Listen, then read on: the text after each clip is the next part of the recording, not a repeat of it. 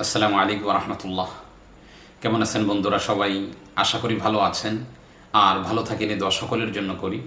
আজকে একটি নতুন বিষয় নিয়ে আপনাদের সাথে আলোচনা করতে যাচ্ছি, যেই বিষয়টি সকলের জন্যই ফায়দাজনক হবে বলে আমি আল্লাহ তাআলার কাছে আশাবাদী। বিষয়টি হলো, আলহামদুলিল্লাহ আপনারা সকলেই অবগত আছেন, আমার লিখিত তদবির সম্পর্কে 10টি বই প্রকাশ হয়েছে। তার মধ্যে ছোট্ট একটি বই হলো, এই যে দেখতে পাচ্ছেন, বাতেনি চোখ খোলার আমল।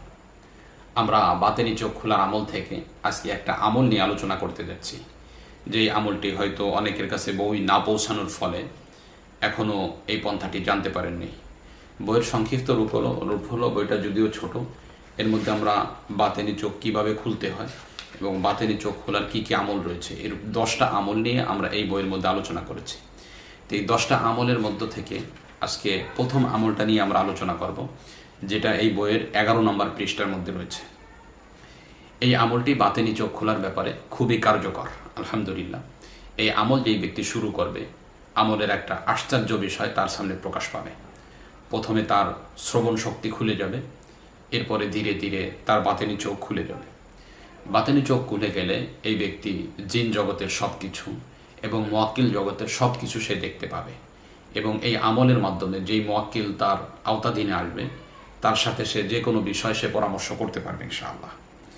এই আমলের ফজিলাত বর্ণনা করে শেষ করার মতো না, আমাদের ভিডিও অনেক দীর্ঘ হবে।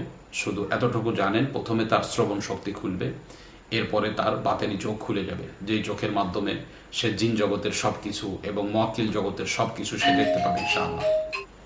তাহলে আমরা দেরি না করে চলুন আলোচনা করি কিভাবে এই বাতেনি চোখকে খোলা যায়।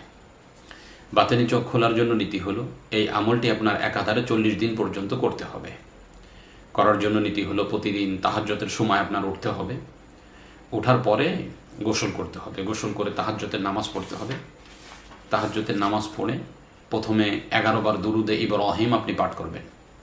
দুরুদে ইব্রাহিম 11 বার পাঠ করার পরে এরপরে ইয়া হাইয়ু ইয়া কাইয়ুম, আল্লাহ তাআলার যে 2টি সিফাতি নাম আছে, এটা 2100 বার পাঠ করবেন, অর্থাৎ 2100 বার ইয়া হাইয়ু ইয়া কাইয়ুম এটা পাঠ করবেন। এটা 2100 বার পাঠ করার পরে পুনরায় আবার দুরুদে ইব্রাহিম 11 বার পাঠ করবেন।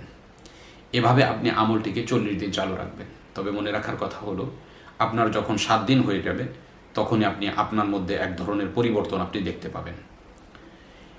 এই আমলের মাধ্যমে আপনার যে বাতেনি চোখ খুলেছে এটা বোঝার প্রথম যেই লক্ষণ আপনার মধ্যে প্রকাশ পাবে সেটা হলো, যে কোনো প্রশ্ন আপনাকে করা হবে অথবা যে কোনো প্রশ্ন আপনার মাথায় দেওয়া হবে, এই প্রশ্নের উত্তর সাথে সাথে আপনার অন্তরে এলকা করে দিয়ে দেওয়া হবে। এভাবেই আপনি বুঝে যেতে পারবেন যে আপনার বাতেনি চোখ খুলে গেছে।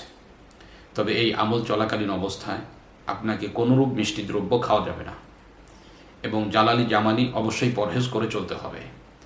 এগুলা পরহেজ করে চলে ইখলাসের সাথে আমলটি করতে পারলে আপনার বাতেনি চোখ খুলে যাবে ইনশাআল্লাহ। আমলটি খুবই কার্যকর, ইখলাসের সাথে করলে আপনি নিজেই এর ফায়দা অবলোকন করতে পারবেন ইনশাআল্লাহ। তো আজকে এ পর্যন্তই, দেখা হবে অন্য কোনো দিন অন্য কোনো বিষয় নিয়ে। আসসালামু আলাইকুম রহমতুল্লাহ।